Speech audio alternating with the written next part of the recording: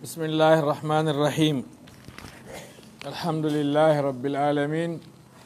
والصلاة والسلام الأتمان الأكملان على رسول الله وعلى آله وأصحابه والتابعين وتابعيهم بإحسان إلى يوم الدين، وبعد. السلام عليكم ورحمة الله تعالى وبركاته. عليكم بسم الله جماعة كتولي مبه كدرس ميدن دو صور من حياة الصحابة. علي درس فيكنو دو انجانجي في صحابة جو نولادو صلى الله عليه وسلم ما كتير سراقة بن مالك هند هري هدن في او صحابة جو دو كدي ويتيدو فيروز الديلمي.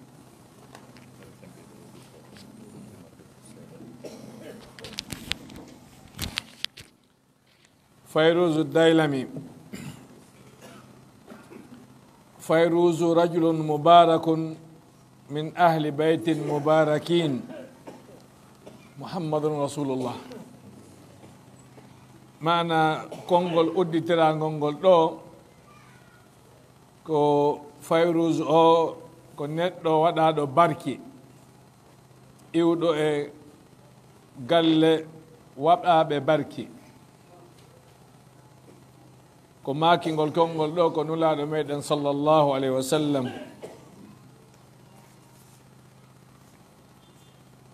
لما اشتكى رسول الله صلى الله عليه وسلم بعد عودته من حجة الوداع وطالت الأخبار في أرجاء الجزيرة بمرضه، ارتد عن الإسلام الأسود العنسي في اليمن ومسيلمة الكذاب في اليمامة وطليحة الأسدي في بلاد بني أسد. وزعم الثلاثة الكذابون أنهم أنبياء أرسل كل منهم إلى قومه كما أرسل محمد بن عبد الله إلى قريش. ɓayru nulaaɗo sallallah alih w sallam ɓe fooyi ɓaawo iwtugol maɓɓe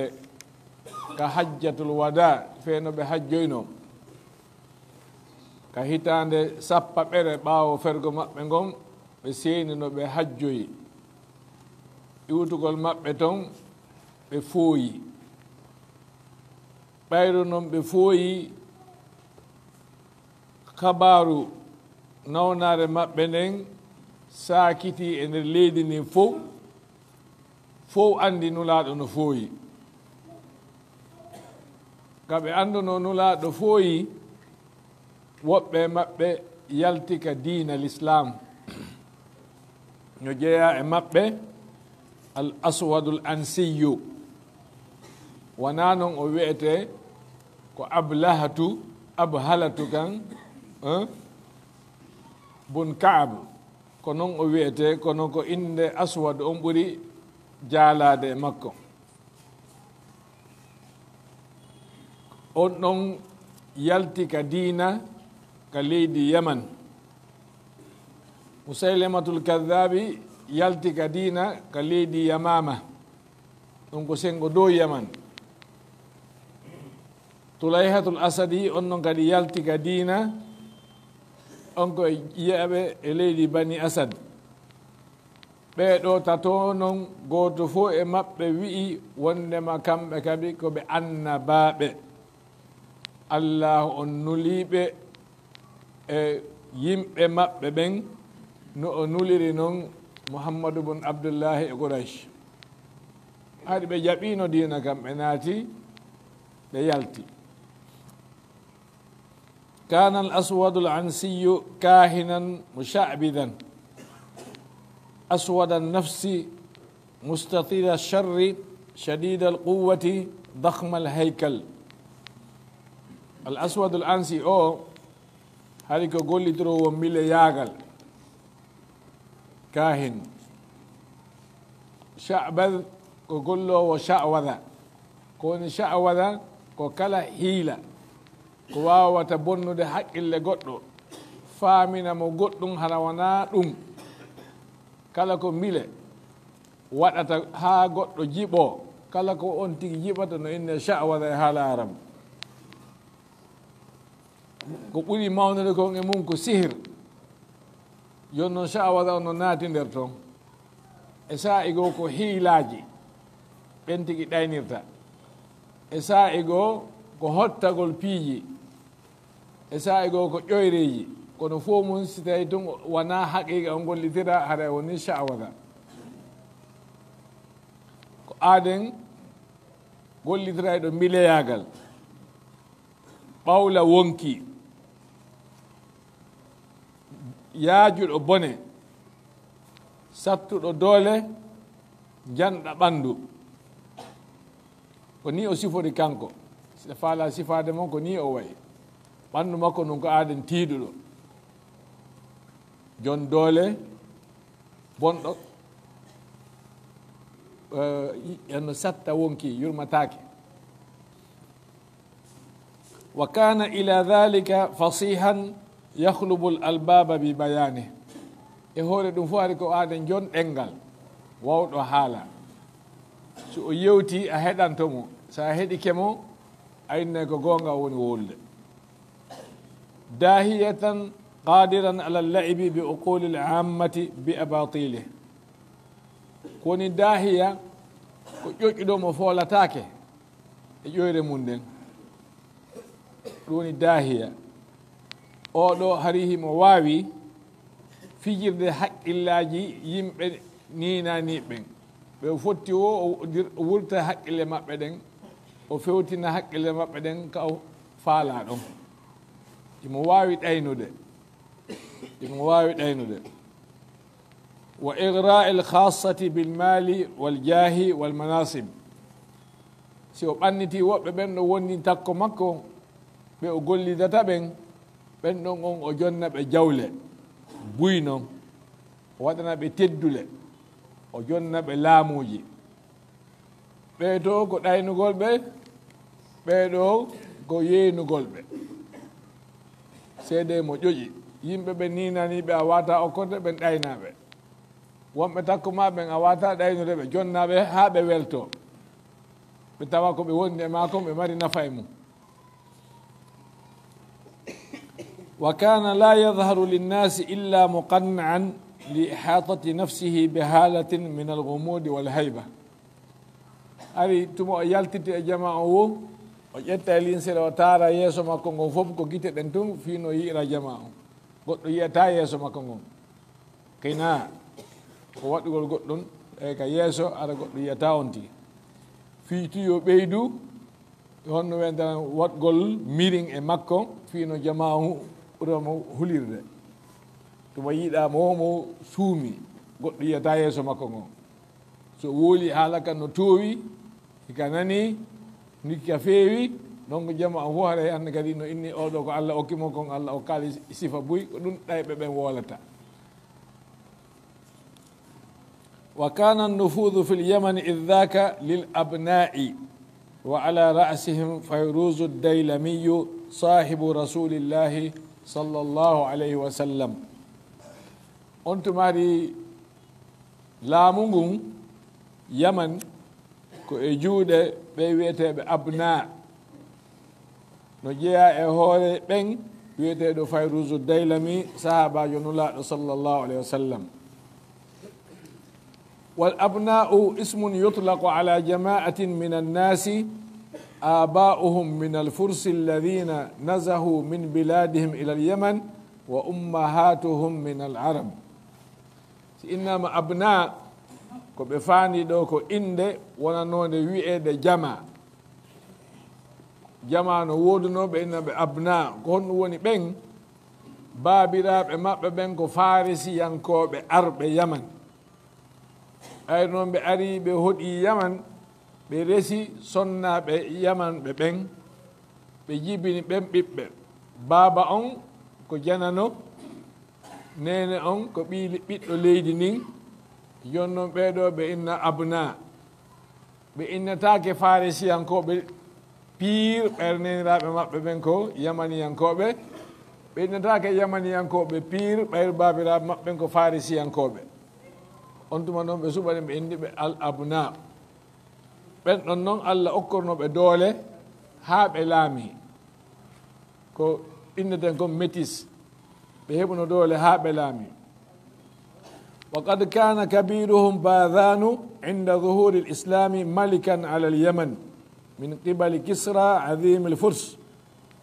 فلما استبان له صدق الرسول صلى الله عليه وسلم وسمو دعوته خلع طاعة كسرى ودخل هو وقومه في دين الله فأقره النبي صلى الله عليه وسلم على ملكه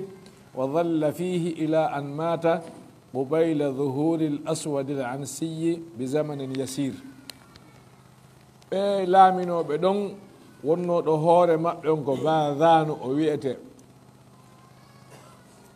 feeno l'islam on feeñi hari ko kanko laamino ɗon yaman kono hari wona lanɗo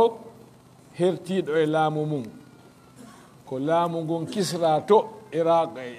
iran to ko ton capital ngal woni kanko ɗon ko o ɓen ɗon lamminimo ɗon mana ko ley laamateri kisra nin o woni ɗon lanɗo kono ɓayɗo woni ɗon lanɗo nulaɗo windanno lanɗo kisra on lettere eɗon andi kisra henni lettere on seeki o windani basano lettere ga oya lanɗo yaman bahrain to oyoɓe ɗaɓɓo yimɓe ɗiɗo kelɗuɓe ɓe yaha ɓe nanga nulaɗo sallallah alih w sallam ɓe ɗaɓɓa ɓe faris eɗon andi en yewtino fi qissa on tum haɗi ko kanko laamino toon ɓay noon kanko o yii o laaɓanimo wondema tigi tigi ko nulaɗo maaki kon ko goonga koɓe woni noddude kon ko hunde teddude o inni hande kadi o sortike e ley laamateri kisra nin kanko o e yimɓe makko ɓen fof ɓe naati ka dina l'islam nulaɗo sallallah alih w sallama jaɓanimo kon ko o naati ka dina l'islam e lammintinimo ko o laamino kon fof ado o silmude o woni ɗon o laami ɗon haa o feƴƴinoyi ado feeñude al aswadul ansi aɗani aɗa mum seeɗa wa kana awwala man istajaba li da'wati al aswad al ansi qawmuhu banu madhij fa wathaba bihim ala san'a wa qatala waliyaha shahr ibn badhan وتزوج من امرأته آذاد ko bani muzhij woɓɓe na bani madhij ko ɗon o jeeya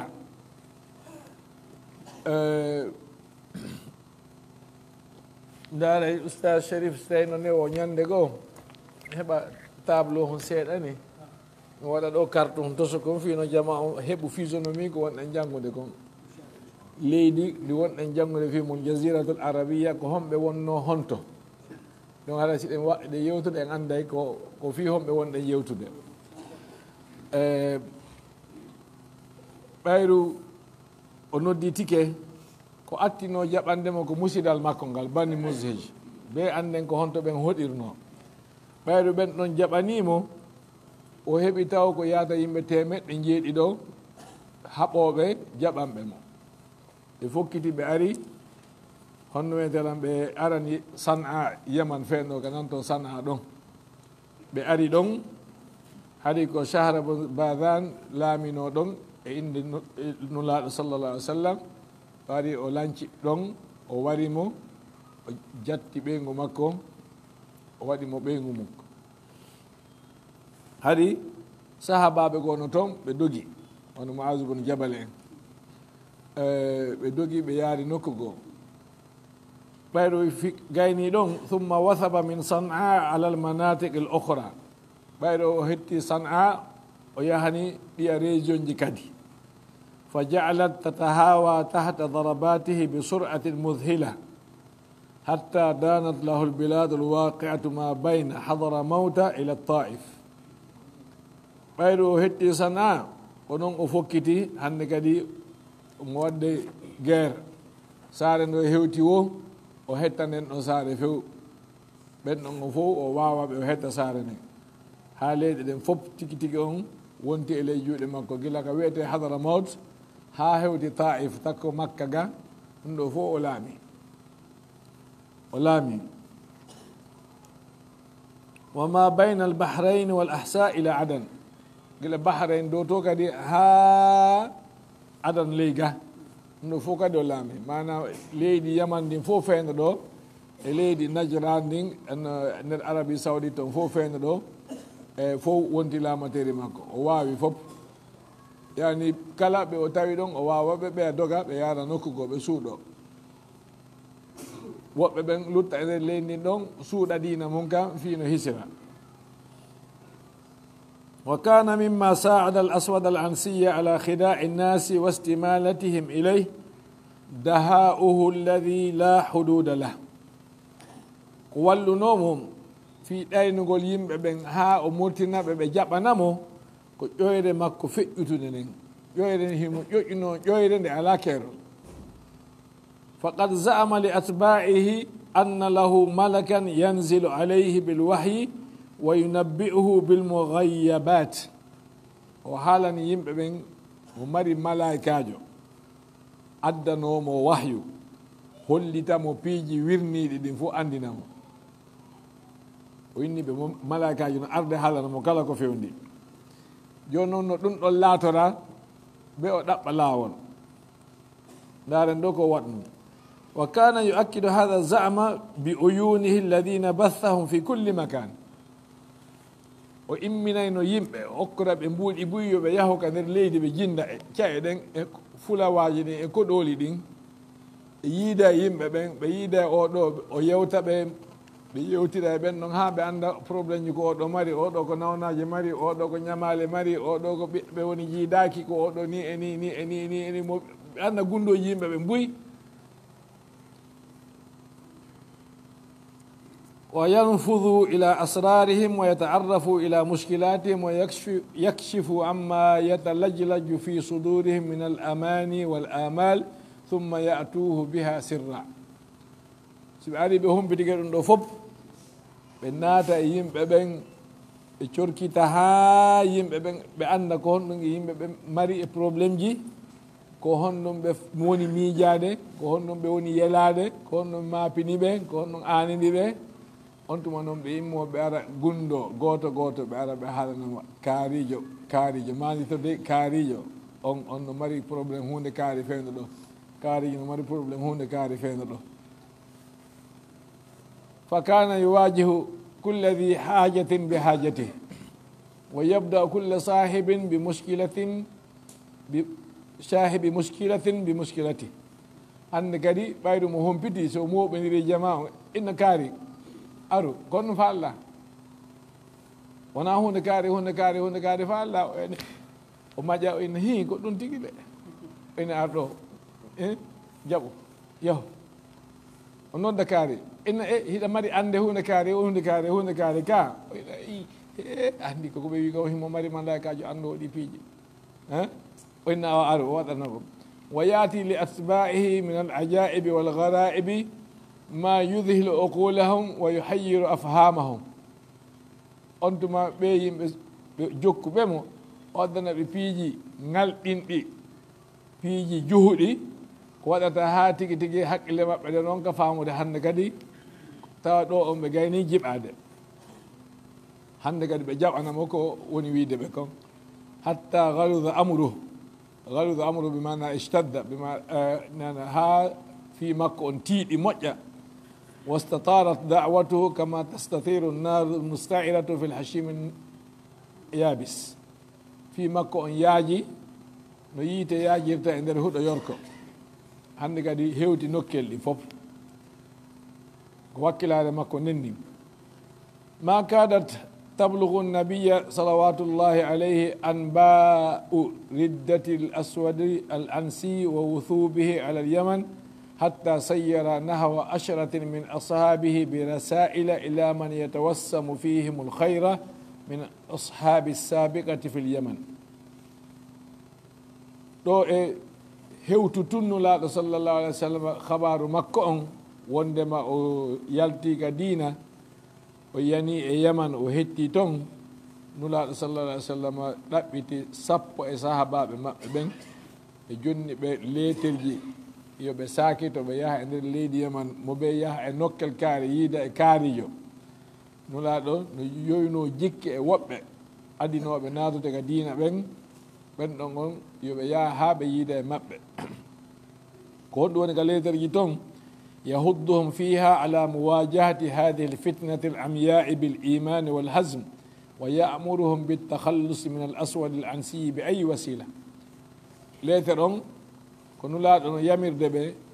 no reɗɗine ɓe yoɓe jogito diina maɓɓe kan ha satta ken yoɓe immo ɓe darto o fitna immiɗo ɗo e hoore soobe nulaaɗo yamiriɓe kadi yoɓe rew no ɓe rewrata wo fiino ɓe waynodira e o neɗɗo ɗo mana no ɓe wariramo julɓe ɓen hetto فما من أحد بلغته رسالة النبي صلى الله عليه وسلم إلا لبى دعوته وهب لإنفاذ أمره كدي ليتر جيهنو تفو كلام هني دو ليتر نولا دون o nana kisan o jaɓa o immo fi waɗugol ko nulaaɗo sallallah alih w sallam yamiri ko ɓeeɗo fof hannde kadi ko ɓe wara al aswadul ansi lekki o ala sina o ɗo ware فلنترك الكلام وكان أسبق الناس استجابة لندائه بطل قصتنا فيروز الديلمي ومن معه من الأبناء جيانو أديب جابده دو نودانو نولاد صلى الله عليه وسلم أو جامارو قصة مون يودد في من دو هنده قل فيروز الديلمي وونو بن مسيب مكويت بن الأبناء andi ɗo e holluɗade golle sifota o ko alhaali on fewndi ɗon e yi haaka doole oɗo ɗen fewndi en andi joni en anda haaka golle ɗe ɓeeɗo halfina ɗon sattiri فلنترك الكلام له ليروي لنا قصته الفظة الرائعة joni accidemo e haala kan kanko tigi o sifano en qissa makko o fotuɗo qala fayrus وي لم نرتب أنا ومن معي من الأبناء لحظة في دين الله ولا وقع في قلب أي منا تصديق لعدو الله وهند ووتر من بمي وندي بن من سكتاكي في دين الله كان هند ووتر بدي أفند من سكتاكي هند ووتر كدي ɓernde an min jaɓaali gomɗingol o gaño Allah ɗo kala ko waɗi kono e hoore min sikkitaaki diinal islam on min jaɓanaali o geddo Allah ɗo wa kunna natahayyanu lfurasa lilwuthubi alayhi waltakhallusi minhu bikulli sabil hari meɗen habbade ha min yiya fajohum nde min yenata e hoore makko min waramo min honno e ndelan waynodira e probléme ji ɗi o ardi ɗo ɗin miɗen ndaaro laawol wo laawol ngol min rewata no min waynodirira e makko falamma waradat alayna wa ala ashabi sabiqati min almuminina kutubu rasulillahi sallllahu alayhi wa sallam taqawwa baduna bi bad wa habba kullun minna yamalu fi jihati ɓayde noon hewtimen menen eɓe adinoɓe natude ka diina gomɗinɓe leeterji nulaɗon sallllahu alayhi wa sallam hande kadi goto fo amin sembiri saabu oya ɓeeɗa sembini ɓeeɗa mo ɓe andi kañum wona kañum tun a woɓɓe kañum kadi no tawtiɓe e nder muɗum hunde siɗa andi kaari en e kaari en fof no tawtuma e hunde a heɓa cuucal on tuma ɓe fof maɓɓe ɓe immi mo ɓe maɓɓe yo gollir telen ka hikkori toon fiino ɓe waynodira e oɗo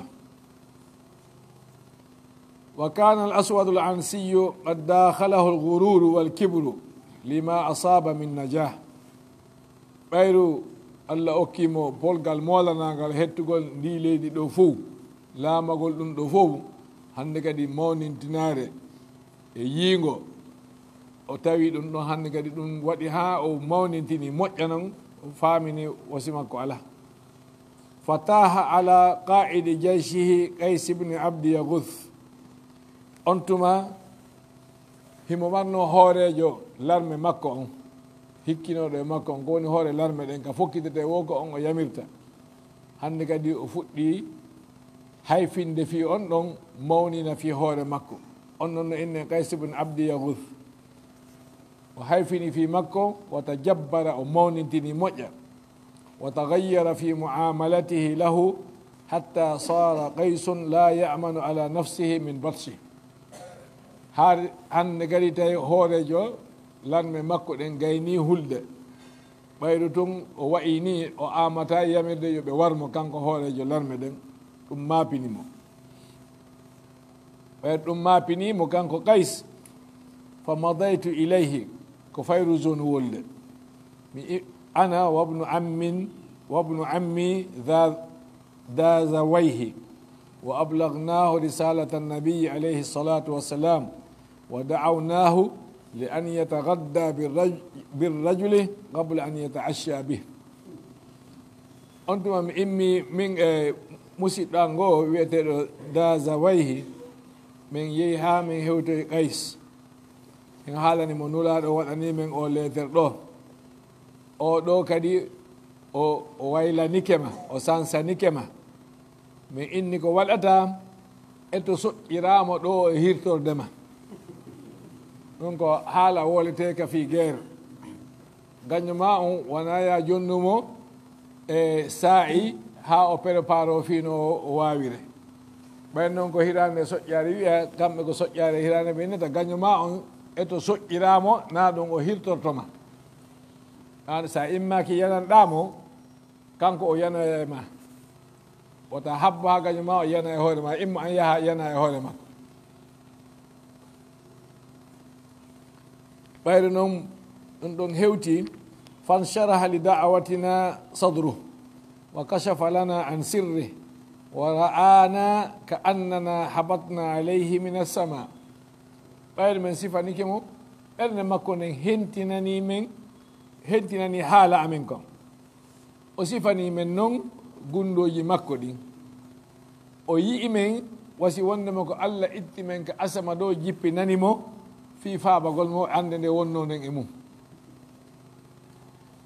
فتعاهدنا نحن الثلاثة على أن نتصدى للمرتد الكذاب من الداخل بينما يتصدى له إخواننا الآخرون من الخارج minen ɗo min e ibnu dazawayhi e Qays min haldi min futti yomin immano o ka nder yomin immano mo ka nder hara ɓeya luttuɓe ɓe immanomo ka yaasi si goɗɗo iwtiranama nder o iwtiranama ka yaasi o hisata wastaqarra ra'yuna ala an nushrika ma'ana ibnata ammi athada التي تزوج بها الأسود العنسي بعد قتل زوجها شهر بن باذان من فتني يومن توتين أو جد الجو بابان آزاد أو سدي لو جد الجو بابان آزاد مو أسود العنسي وري موديمون وجنبيمو goɗɗo waɗata modibo goɗɗo o jombamo harangal dewgal ɗon ko dewgal welngal debbo wona ɓayrum feere ala kono mo andi haray ɗum ɗo tigi tigi wona dewgal ko korgu o waɗimo korɗo makko e halde ɓe fotti yoɓe tawnu on ɗon مضيت إلى قصر الأسود العنسي والتقيت بابنة عمي آذاد وقلت لها مي هاكا بالي الأسود العنسي مي يدي den ɗirawo an o suddiɗo den ɗirawo an mi wi'imom yabnatal am laqad arafti ma anzalahu hadha arrajulu biki wa bina min alsharri wadur falaqad qatala zawjaki wa fadaha nisaa qawmiki wa ahlaka kathiran min rijalihim wa intaza'a al-amra min aydihim ko hewti o inni ko an yo denɗo an pellet hiɗa andi musiba ko o gorko waɗuma kon e ko waɗi men kon e sattendeji e tampereji o wari moodi ma o ƴetti rewɓe musidɓe ma ɓen fof o waɗiɓe horɓe o wari buy e musidɓe ma ɓen worɓe ɓen o jaɓiti laamu ngun e juuɗe maɓɓe wolanimo ɗum wa hada kitabu rasulillahi sallllahu alayhi wa sallam ilayna khasatan wa ila ahli lyamani ammatan yad'una fihi ila alqada'i ala hadihi alfitna awa hino ɗo leetere nulaaɗo sallllahu alih wa sallam ha e amen menen ko meɗen hertina ɗo e hoore yimɓe yaman ɓen fof kadi no tawna e mum wondema nulaaɗo no yamiri men yomin eto men ɗannina o fitna ɗo fa hallaki an tu'inina aleyh ene a wallitoto men e hoore makko min ɗannina o fitna fa qalat u'inukum ala ayi chey mi walla on hon ɗum fa qultu ala ihrajihi e yaltingol mo e leydi ndi fa qalat bal ala qatlihi mo o wona yaltingol mo wargol mo kan debbo mi wargol mo kan fa qultu wallahi ma qasadtu gayra dhalik inni hakkude Allah ko ɗum mi faalano ɗum tigi mi faandi walakinni khashitu an uwajihaki bih mi hulu fewtudema woolana yeyin warumo fa qalat debbo on jaabi walladi ba'tha muhammadan bilhaqqi bashiran wa nadhira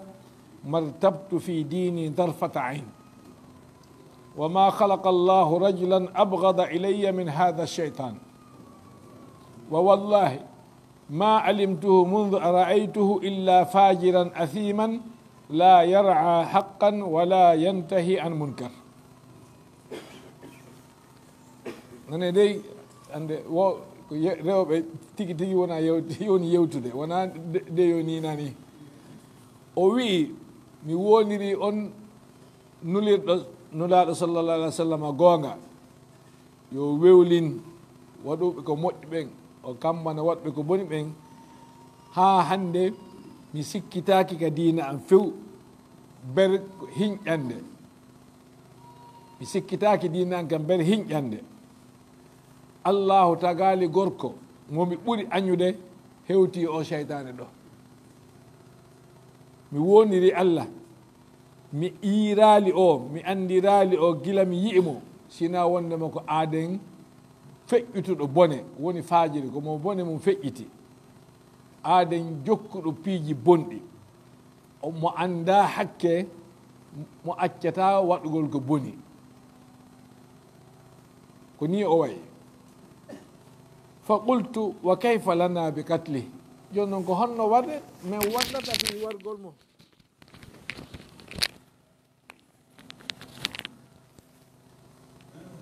فقالت إنه متحرز لنفسه وي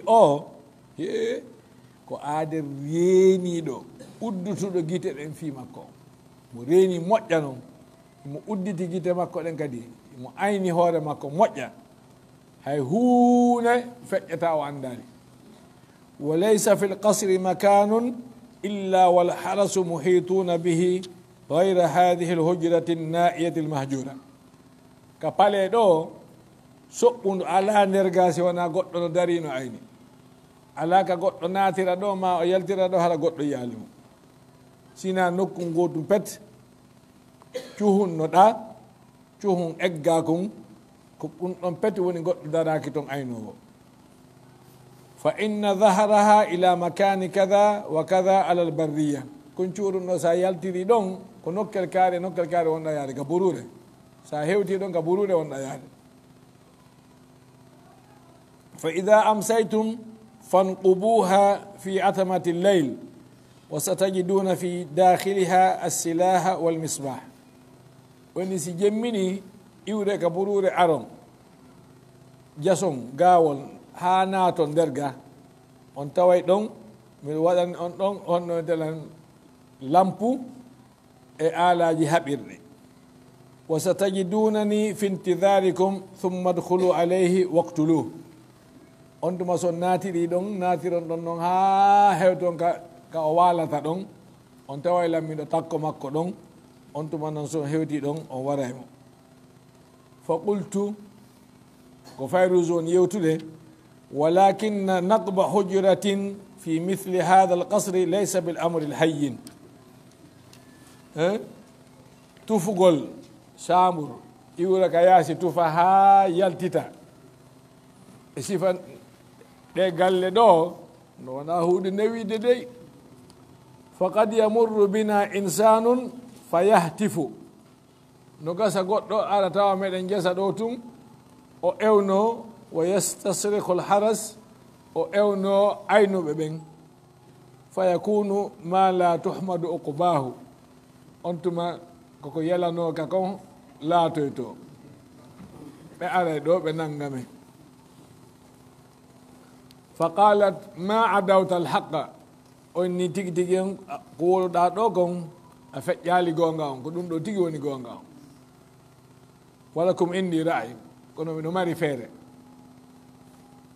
mari feere ko qultu badan wi fayrus wi ma huwa o landi ɗum debbo um feere honde qalat o wi tursilu gadan rajulan ta'ta minhu ala hay'ati amil fa amuruhu ana binaqbi alhujrati min aldakhil hatta la yabqa min alnaqbi illa shay'un yasir ثم تتمونه أنتم في الليل من الخارج بأيسر الجهد ويكم واتن إمنا نغوركم هولي دا جانغو وأردا وآدن غلوو وناتira وآدن غلوو سو هيوتي mi yamiremo yo yahu ka kuncurun ɗon ka chambrun ɗon yo jaso ɗon gayka o luggina o yaara nokkel kaari o yaha haa luttita seeɗani fi yaltitoygol ngol ka yaasi so o gayni ɗum ɗon on tuma son aroyi onon o fuɗɗoto jasuɗe tun ulfito naaton on tuma on naatiray doy hara goɗɗo anndali fa qultu ni'ma ra'yu ma ra'ayti nde feere ma ɗo ko nde ɗo ɓuri moƴƴude pehe ɗen thumma nsaraftu wa akhbartu sahibaya bima ittafaqna alayhi fa barakuh mi yilti mi tawoyi dasafayhi e kaysu mi haalana ɓe komin yewti gon e komin fotani ko ɓeyni yo Allah waɗu barke mum ɗum ɗo ko feere moƴƴere wa madayna min sa'atina nu'iddu lil amri uddata mi yiltitini hande kadi mi fuɗɗi hebilade fi numura ɗo kono hana hebilandede kon ثم أفضينا إلى خاصة المؤمنين من آثارنا بكلمة السر من هولتي جلب من هولي من تيجي تيجي تيجي وندم من مرتالي من حالنا بكونغول غوندو أن كو كلمة السر كمينة مود باس مود باسو ودعوناهم للتأهب من حالنا بفوق ياسي وبهبي لموجة وجعلنا موعدنا معهم فجر اليوم التالي من إني جانغو بيمبي كبير الفجر كو فو هبلو فو يو هبلو موجة قلتم وداي سي ناني هو نكاري أو هو نكاري دوات نود يحدد بفتي ولما جن علينا الليل وأزف الوقت المحدد مضيت مع صاحبي إلى مكان النقب لجمع ونبتنو ساي هل دا دون هيوتي مي إمي من إدمو بهم من إدو مي يهي ها نوكوكا غايكا كام ونا نو غاوان ونا جسد دوم فكشفنا عنه من هيوتي دو من جسدتم دو من فوت جسد ألفتي o jasi ha ko yahugo ɗum yaltita kayasi min hewti ɗon ɗum ulfiti fa kashafna anhu wa walajna ila dakhil alhujra min naati kisam mi yi min naati ka nder leydi ɗon ha min hewtoy min hewtoy ka chambre wa tanawalna silah min tawi ɗon alaji haɓirɗe ɗin wa adana almisbah min huɓɓini lampu ومضينا نحو مقصودة عدو الله min hewtoyi ka oya walata ɗon ka wonata ɗon fa ida ibnatu ammi waqifatun bi babiha tawi o debbo on no dari ka dambugal fa asharat ilayya o inni yomi naatu o ɓaaƴilan yomi naatu fa dahaltu alayh mi naati haka o waali ɗon fa ida huwa naimun yaguttu fi nawmi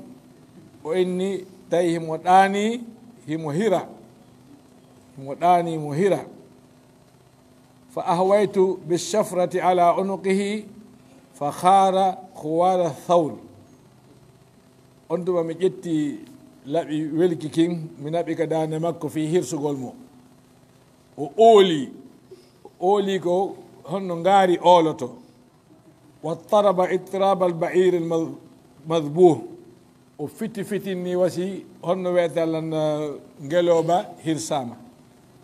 falamma samia alharasu khuwarahu aqbalu ala almaqsurati wa qalu ma hada ɓayru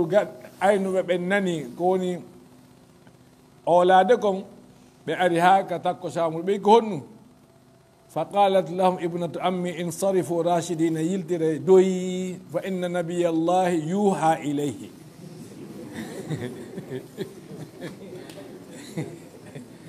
en yaare yiltore doyi yaare ɓawɗe yille doyi wahyo no arde makko ko ɗum wahyo woni arde makko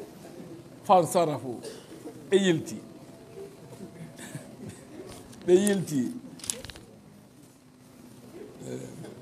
baqina fi lqasri hatta tala alfajre mi woni nder ton mi warimo min taƴi gaddande makko mi hoore nde no waali feere ha fajiri on feeri fa waqaftu ala suurin min aswarihi wa hataftu on tuma noon mi ari mi hoore ka tata ka yaasi on tuma mi iwni dow allahu akbar wa madaytu fi ladani hatta qultu ashhadu an la ilaha illa allah wa ashhadu anna muhammadan rasulullah wa ashhadu anna al aswad al ansiya kadhab ko ɗum ɗo wonno mode passe o mi ƴawi mi fuɗɗi wiide allahu akbar mi noddini kami gayno wigol ashhadu anna muhammadan rasulullahi ɗon mi wi ɗon ashhadu anna al aswad al ansiya kadhab ɓe mana simi warimo ko ɗum ɗo min wolanta on simi wooli ɗum ɗo haɗa ono kadi ko yon immo wa kanat hadi kalimatu sirri ko ɗum ɗo wonno mode passe on fa aqbala almuslimuna ala alqasri min kulli janib hande kadi no julɓe ɓen ka seraji to ɓe fof maɓɓe ɓe yani e galle ɗen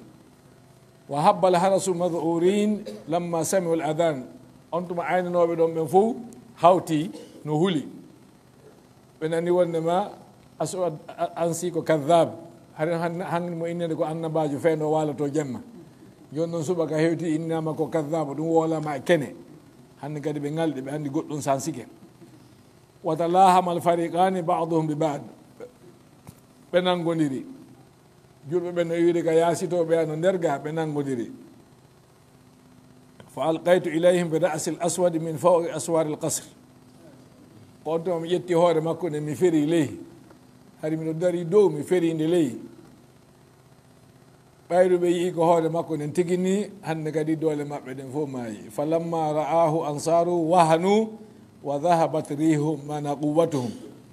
wa lamma absarahu almu'minuna kabbaru wa karru ala aduwihim wa qudiya al amru qabla tulu'i shams on tuma ɓe gayni ɓe honno weedelan ɓe tawtunoɓe tawi ha joni no hooliɓe fof ɓen ɗon on fof hande kadi ɓe wari ɓe nangi woɓɓe maɓɓe ɗo innere nangi fuɗi tawi hande kadi fi aswad al ansi e laamateri makko e ɗuma makko on fof lanni walamma asfara annaharu ba'asna bi kitabin ila rasulillahi sallllahu alih wa sallam nubashiru bi masrai aduwillah ɓayru weeti bimbi min windi lettere kisamme yo goɗɗo naɓo hewtina nulaɗo sallah alah sallam madina falamma balaga almubashiruna almadinata wajadu nabiya salawatullahi alayhi kad faraka alhayata bilaylatih ɓe hewtoygol maɓɓe madina ɓe tawi nulaɗo feƴƴini wano hanki mum gayra annahum ma labithu an alimu anna alwahya basharahu bi maqtali alaswad alansiyi fi lleylati allati qutila fiha kono ɓayru ɓe woni ɗon ɓe andi wonde mahari nulaɗo wahay on humpitiɓe wondema aswadul ansiyu warama nulaɗo humpitino adoɓe fatade wondema aswadul ansiyu warama fa qala alayhi salatu wassalamu li ashabi utila al aswadul ansiyu l bariha nulaɗo haalani sahaba ɓen bimbi ɓe inni a aswadul ansiyu warama hanki qatalahu rajulun mubarakun min ahli beytil mubarakin warɗum on gorko waɗaɗo barki jeyaɗo ɓeygude waɗande barki fa qila lahu man huwa ya rasulullah ɓe lanni ko hombo woni on rajulun mubarakun min ahli beytil mubarakin fa qala fayrus faza fayrus e maaki ko fayrus e muutige seeɗa waktu on joni en darata ɗo fi taaliki seeɗa en waɗa si fuɗɗoɗen ƴettude sabit bne gays inchallah hada wa sallllahu wa sallam wa baraka ala nabina mouhammad wa ala alihi wa sahbi ajmain en jarni jama seniɓe ɓen e wonɓe ɓen ka yaasi wonɓe ɓe fof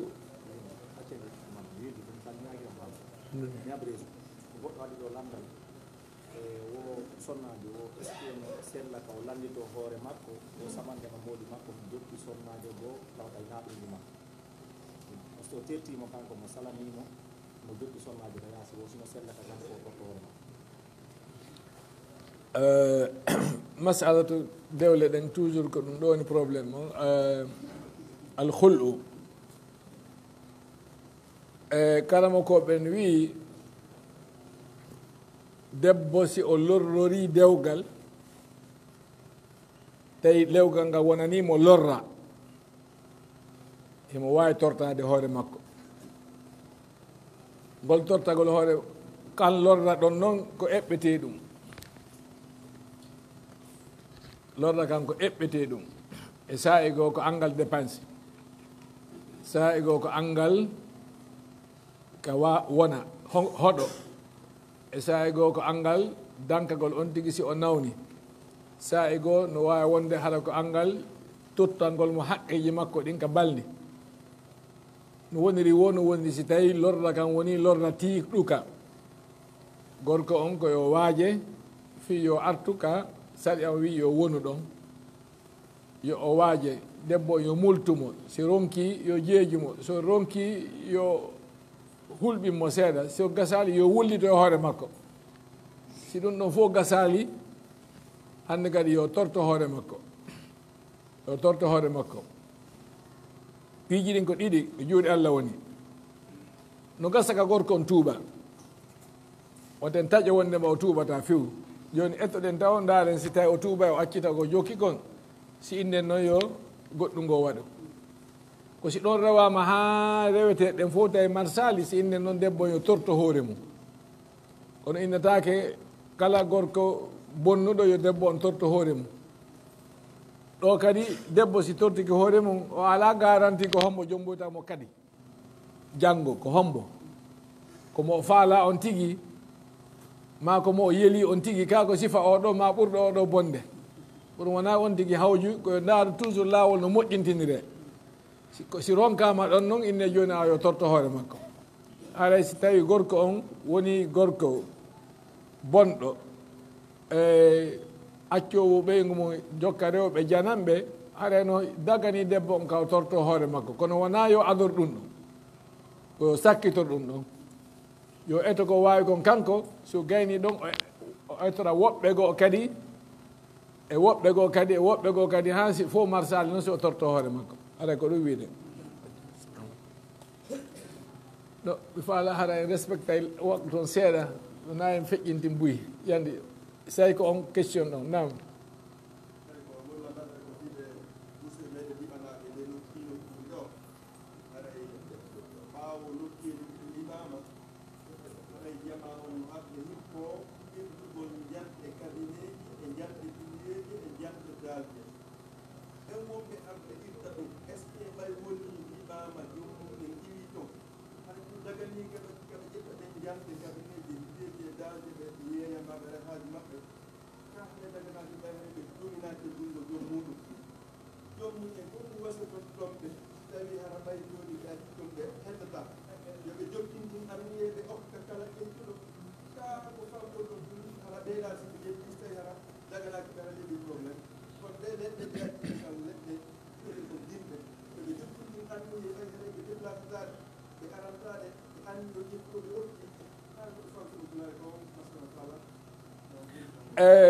ɗo si neɗɗo faɗi hunde nde o jogino iwi e juuɗe makko few o hettata hande kadi ko ɓuri moƴƴande mo koye jokkintin anni e wonnema hutorɗo o yarlike hunde nden a watande hettude hande kadi wona ɗo tun kala hunde nde tawɗa ɗo joni fuutikema iwi e juuɗe maɗa few a wata hettude a wata hutorde hande kadi waɗo anni e joni a daginani kala hutorɗo donc fi bonnanaɓe moni yewtude wonɓe arda ƴetta ɓen ɓen ɗon honnomen tala sago nami wowlu hay fus ko wonkiji maɓɓen hewti nokku goo tawa kamɓe heɓe weltori tampere goɗɗo si neɗɗo hewti tawi ko goɗɗo tampi kon kanko ɗum no welamo himo etade no heɓira ɗum goɗɗum e hoore ko goɗɗo tampi kon haɗa oɗo hewti daradia e nder neɗɗankako ngon ko ɓuri jasode kon e leydi na ɗum ɓayru oɗo perdi an kadi wota inno a heɓay ɗon wota goɗɗo ƴettu sifa ɗum ɗo naɓaka mum moƴƴanamo way wade o ko hakke goɗɗo sa ƴetti hakke goɗɗo a rondiki a naali ɗum ka galle ma si ɗum ɗon wilitoyi no gasaka ma kadi goɗɗum waɗoye wota goɗɗo yi'u kadi goɗɗo tampata kanko o inna ko ɗon o heɓata nafoore makko nden kanko wota wonkiji men ɗin hewtu ɗon kadi an kadi muñño adi ɗum ɗo wadde hariɗa wuuri wota inni ko ɓayru ɗum ɗo waɗi ko ɗo heɓata ko joni muñcuɗo yo ƴettu hawkoya lanni an kadi yarlo wata goto dogo ɗo inna hocca ɗum ɗo ma ɗum ɗo ma ɗum ɗo an kadi yarlo ɗum noon minata jama amma perduɓe ɓen ka yimɓe jokkintin anni e yo allah ɓe daginani kala ƴettuɗo yo allah lontinanɓe ko ɓuuri moƴƴude